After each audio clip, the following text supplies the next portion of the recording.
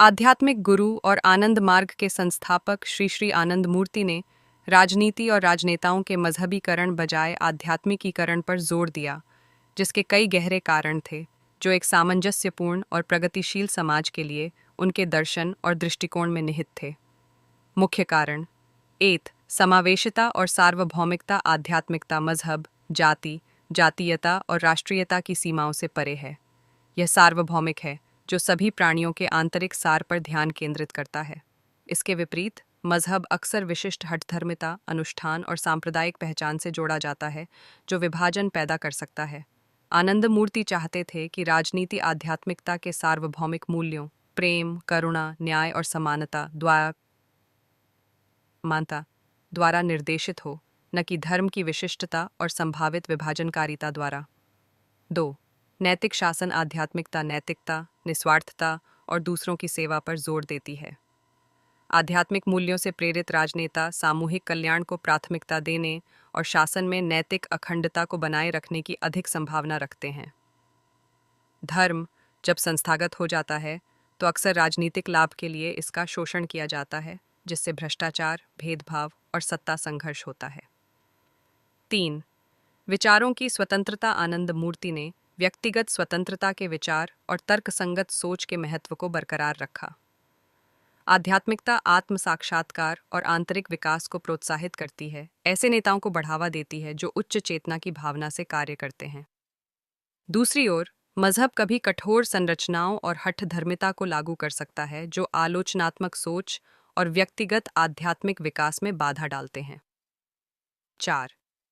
संप्रदायवाद से बचना। राजनीति के मजहबीकरण के परिणाम स्वरूप अक्सर संप्रदायवाद, सांप्रदायिकता और धार्मिक संघर्ष होते हैं।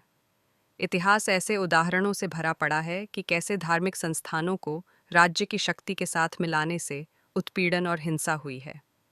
आध्यात्मिकता विविधता में एकता पर ध्यान केंद्रित करके और सभी में दिव्य सार को पहचानकर ऐसे नुकसानों से बचती है।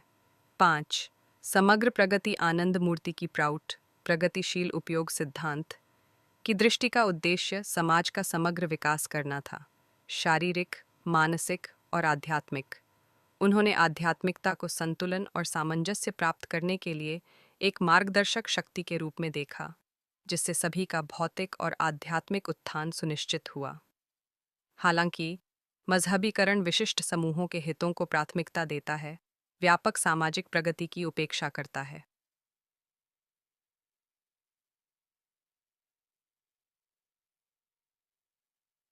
सेवा उन्मुख नेतृत्व। आध्यात्मिक राजनीति नेतृत्व के विचार को सेवा के रूप में महत्व देती है। आध्यात्मिक मूल्यों द्वारा निर्देशित नेता अपनी भूमिका को व्यक्तिगत शक्ति या धन प्राप्त करने के साधन के बजाय समाज के उत्थान के साधन के रूप में देखते हैं। मजहबी अधिकारियों के हाथों में सत्ता के संस्थागतकरण की ओर ले जा सकता है, जो अक्सर आम लोगों को दरकिनार कर देता है। निष्कर्ष। आनंद मूर्ति ने एक ऐसे समाज की कल्पना की थी जहां राजनीति सार्वभौमिक प्रेम, न्याय और कल्याण के आध्यात्मिक आदर्शों द्वारा निर्देशित एक महान प्रयास होगी। मजहबीकरण के बजाय आध्यात्मिकीकरण की वकालत करके उन्होंने यह सुनिश्चित करने का प्रयास किया कि राजनीतिक व्यवस्था मानवता को एकजुट करेगी, नैतिक नेतृत्व को बढ़ावा देगी और संस्थागत धर्म से जुड़ी विभाजनकारी या कठोरता के बिना व्यक्तियों और समाज की सर्वांगीण प्रगति को बढ़ावा देगी।